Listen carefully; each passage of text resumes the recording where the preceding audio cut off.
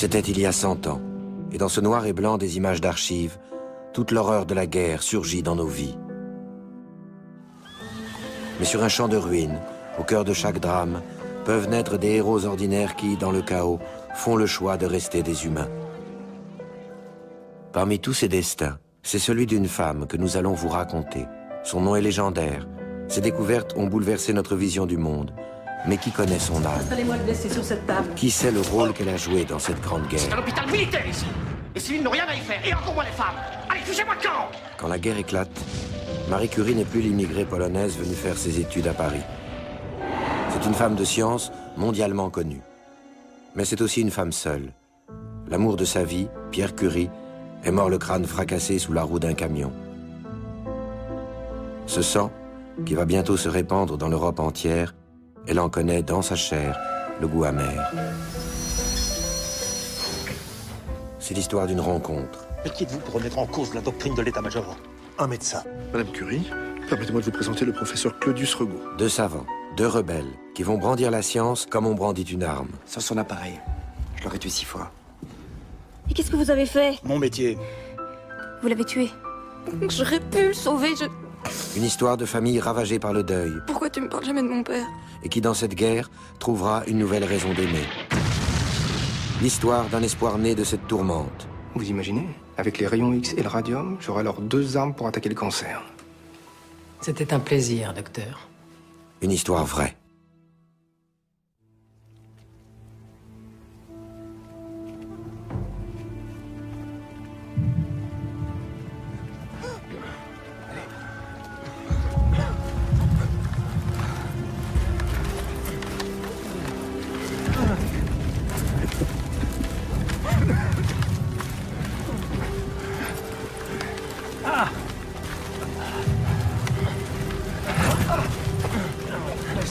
Allez, courage.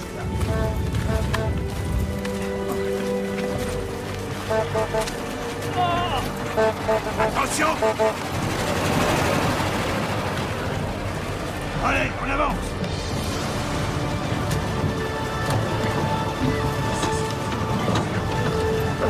Attention! Attention!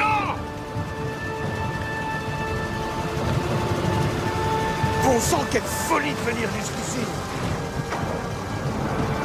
Halte! Arrêtez-vous!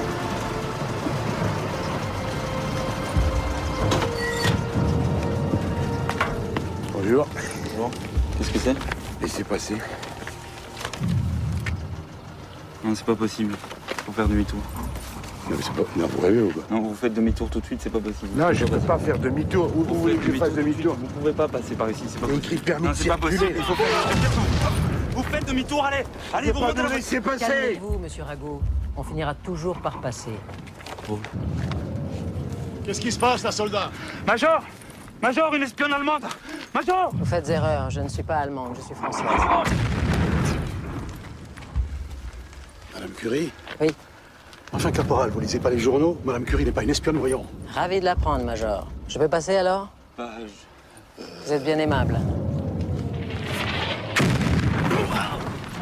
Vous venez, Rago? Oui, oui, oui.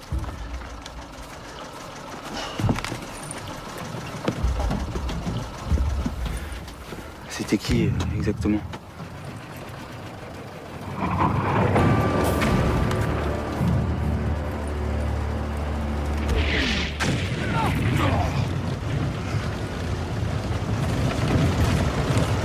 Vous êtes certaine de la direction?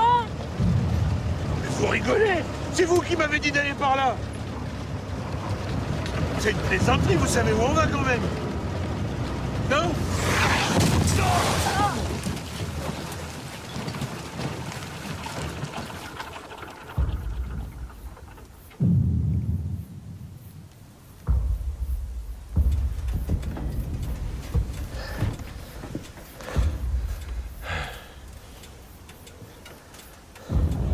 Madame Curie! Madame Curie!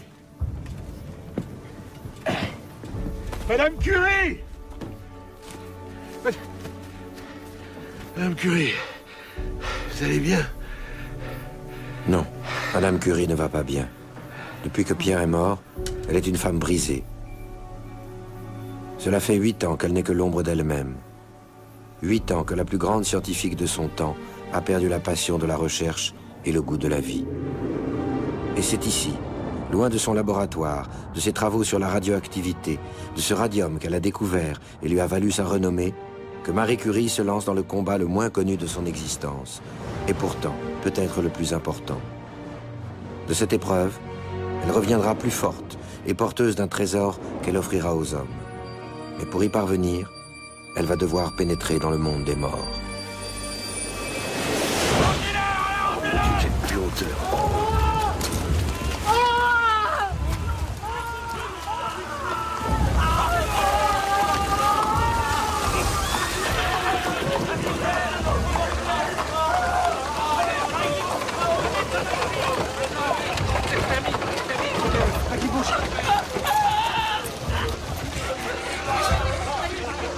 C'est une hémorragie. C'est dirigé.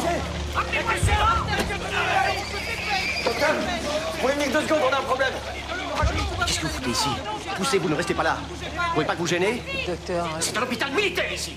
Les civils n'ont rien à y faire, et encore moins les femmes. Allez, touchez-moi le camp. On va te faire, on va te le garantir. Putain de merdier. Allez, il faut rien vite.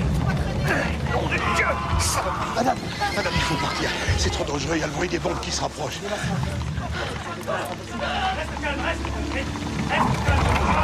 Madame, je vous en supplie, partons.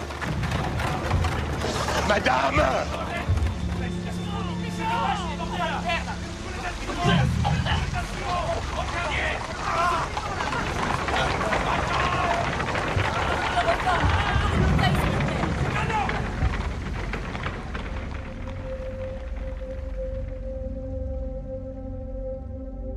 On voit à peine tes cheveux, mon Pierre, car la blessure commence là.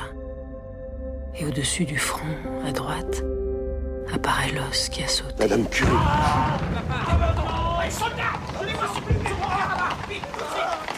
Venez, madame, il faut partir maintenant.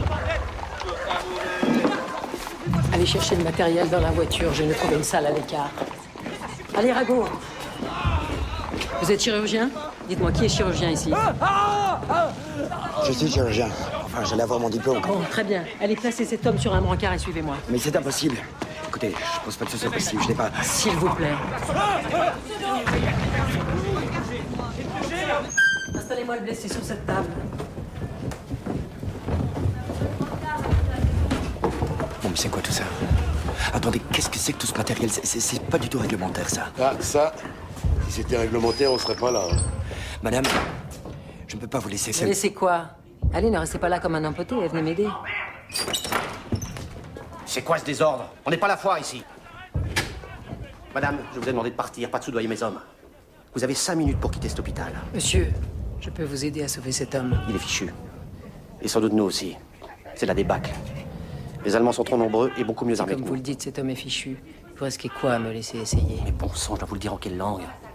Rago, allez faire démarrer le moteur de la voiture. Oui, madame. Pardon.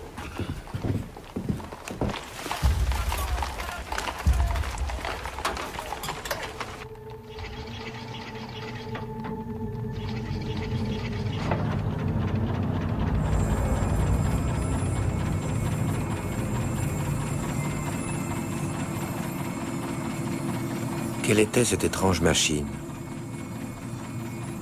Comment Marie avait-elle pu l'acheminer sur le front de la Marne? Par quel mystère pouvait-elle sauver une vie? Tout cela avait commencé par une rencontre, une improbable rencontre, 4 ans plus tôt, en temps de paix. Alors c'est ça que vous me proposez, docteur Roux, la moitié d'un laboratoire. Comment ça, la moitié d'un laboratoire? Je vous offre de travailler enfin dans de bonnes conditions. Qu'est-ce qu'il vous faut de plus? De plus? Mais attendez, je ne rêve pas. Ça, c'est l'Institut du Radium, et moi, je n'en aurai que ça. Pour vous, je ne sais pas, hein, mais pour moi, ça s'appelle la moitié. Madame Curie, l'Institut Pasteur a pour vocation la recherche à des fins médicales. Je ne peux pas créer l'Institut du Radium sans penser aux recherches médicales. Alors vous travaillerez de votre côté, dans le pavillon Curie, et le pavillon Pasteur travaillera du sien. Chacun chez soi. Chacun chez soi. Exactement.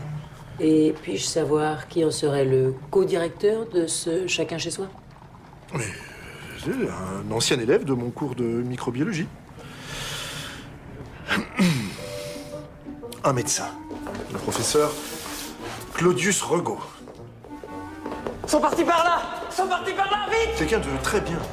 Un chercheur passionné, Ils sont là! très organisé. Un homme dont je réponds du sérieux. Ça alors comment? Ils sont passés par l'escalier, les gredins. Et pourquoi n'ai-je jamais entendu parler de ce grand scientifique? Eh bien parce que... il mène ses recherches à Lyon. Et que Lyon, c'est pas Paris, je ne vous apprends rien. Bon, je vous assure, c'est l'homme de la situation. Un grand avenir se dresse devant lui. Croisés pour attraper. C'est votre secret, n'est-ce pas, professeur? Ça n'a arrêté.